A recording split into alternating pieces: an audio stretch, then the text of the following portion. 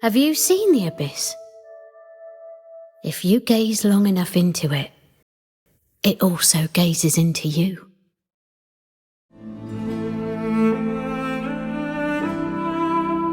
Welcome to the story of Crimson Desert. This is a complex tale with 3 layers of conflict: the war for influence between the gods, the political war between humans, and the war within oneself toward enlightenment. Beyond the main storyline, every player's journey is slightly different. Each version of Cliff is just one of countless possible paths through the cycle. The Axiom library tells of 108 cycles that Cliff has gone through to reach the truth. But that's what the game tells you clearly. What if those are only the tip of the iceberg? For example, many players feel the opening chapter is very random. On the surface, it shows how the Guardians intend to guide Cliff. But it actually follows Buddhist philosophy. Your first 4 quests ask you to give charity to a beggar, offer kind words, rescue people in need, and cooperate empathetically with others. Together, these 4 actions reflect the 4 embracing virtues of Buddhism. The chapter bosses also follow another Buddhist concept. Kylock represents greed, the Reed Devil represents anger, Octavius represents ignorance, Crowcaller represents conceit, and Cassius Morton represents wrong view. Each boss embodies one of the mental states that must be overcome on the path toward enlightenment. That shows the depth the writers put into the game, though I admit the story could be told much better compared to what the developers put into this game. But the story about that spiritual journey deserves a video of its own. Today, we're diving into the most mysterious aspect, the Abyss and the war for influence between godlike beings. The Abyss sits at the center of Crimson Desert's world, yet the game never gives a direct explanation of what it truly is. Why does it exist? And why did it become the battlefield of godlike beings?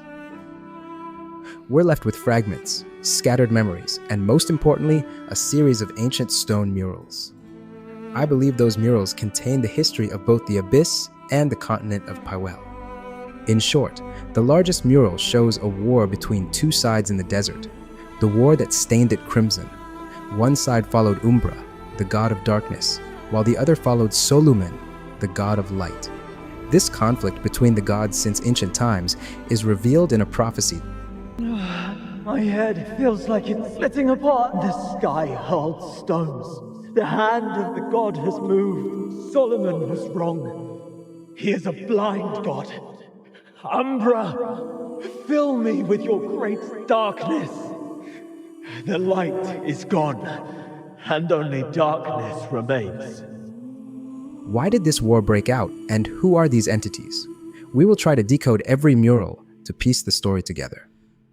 According to the developer, the Abyss is described as the cradle of providence, a bridge connecting divine power with the mortal world. Across these murals, 3 different realms are portrayed: the realm of the gods, the Abyss, and the world of Pywel itself. The upper section of the murals depicts the realm of the gods. One human-like figure appears repeatedly alongside the symbol of a fruit-bearing tree. It possesses 2 large horns, making it identifiable as Umbra, or what we can call him the god of darkness, as Umbra literally means shadow or darkness in Latin. Throughout the game, the Antumbra Order performs sacrifices beneath these elder trees to receive Umbra's blessing. The tree descriptions state that these trees have granted power in exchange for offerings since ancient times. There are 3 elder trees that can be found across Pywel, and each contains an eye-shaped hollow, the same eye symbol that appears on Umbra or his avatars. During a Tarev's sorcerer quest, Cliff retrieves the fruit of life from an abyssal tree and plants it within Tarev's elder tree. Its appearance closely resembles the fruit carved into the murals. Taken together, these clues strongly suggest that the tree and fruit symbolize Umbra's method of granting divine power through sacrifice, which we still see the Tarev sorcerers and the Antumbra Order perform to gain magical abilities. These devices are much like those you've seen in the Abyss, aren't they? It's all technology born from the same source. Far more of the Abyss is woven into this world than you might realize. The same concept can be found within the Abyss.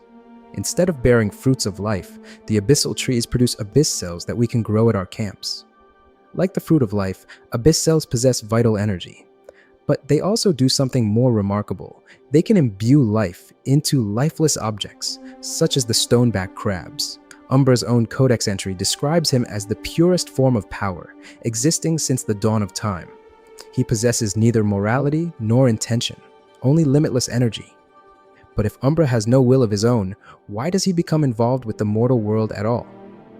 My theory is that Umbra functions much like any god that can grant providence, such as the greater will in Elden Ring. Cosmic beings seek influence through those who worship them. Gods exist because of belief and worship. The more followers they gain, the greater their presence becomes within the world. Through this method of worship, the ancient civilization gained powerful magic and knowledge from Umbra. The middle mural shows human figures constructing a structure that appears to be the Abyss Gate. I believe these people are the Ancients, the lost civilization that existed long before recorded history. They built the Abyss and the spires as gates connecting both realms. The proof may lie in Black Desert Online's lore. It says that the Ancients could construct massive stone structures while imbuing them with the power of black energy and light stones. That sounds very similar to the stone structures with mural-like electronic chips and black artifact cubes found in the Abyss. Unlike humans, the murals portray them wearing some kind of headpiece, while their robes extend into long sleeves. This imagery may symbolize wisdom and magical power rather than literal clothing. Compared with the three ancients we face, they all wear clock hoods and can wield magic with their hands. This leads to a larger theory. Although Black Desert Online and Crimson Desert take place in different worlds, they may share the same abyss, or it was called the Magnus in Black Desert, and know of the same ancient civilization. The abyss exists outside normal space and time. Rather than belonging to a single world, it acts as an interdimensional bridge connecting many realities. The proof lies in the stele of the most knowledgeable group about the abyss, the Scholarstone Institute. Shows worlds connected to each other with an object at the center. Viewed this way, the abyss resembles a colossal neural network capable of storing memories, transmitting power, and connecting distant worlds. Black Desert lore also states that the Ancients can preserve their memories within an eternal consciousness, allowing them to exist beyond physical bodies and return wherever sufficient energy remains. Basically, their consciousness is immortal, just as the dot of wisdom, Aeserion, tells us that the Ancients can be resurrected when they possess artifacts. Once, I sealed away the Ancients, beings drunk on the abyss and lust for ruin, but they struck back. Now my spirit, imprisoned in this form, while the Ancients, wielding artifacts, claw once more toward this world. If that's true, then the Guardians resetting Cliff's timeline isn't magic in the traditional sense. They're simply using the Abyss to rerun reality itself, creating new simulations until the desired outcome is achieved. In other words, whoever controls the Abyss doesn't merely control one world. They control every world and every point in time connected to it. That's why the Guardians and the Witches always say that if the Abyss collapses, reality itself will collapse. The Abyss holds what power the world itself cannot contain. If it collapses, reality will collapse with it. Unfortunately, any who have had a taste of its power become a slave to it, always yearning for more. Now we know that Umbra granted the Ancients the knowledge and power to create the Abyss as a central network to control all the worlds and realities connected to it, extending Umbra's influence. But the murals also reveal that Umbra was not the only god. Another divine figure appears in this realm, and they seem to be in conflict with each other. One god is represented by the sun. This is Solumen, the god of light. As mentioned before, this eons-long conflict between Umbra and Solumen, between darkness and light, was revealed in a prophecy by an aspirant. But what is the reason for this conflict? One more detail stands out in the mural. While Umbra is associated with a single sacred tree, Solumen appears with two.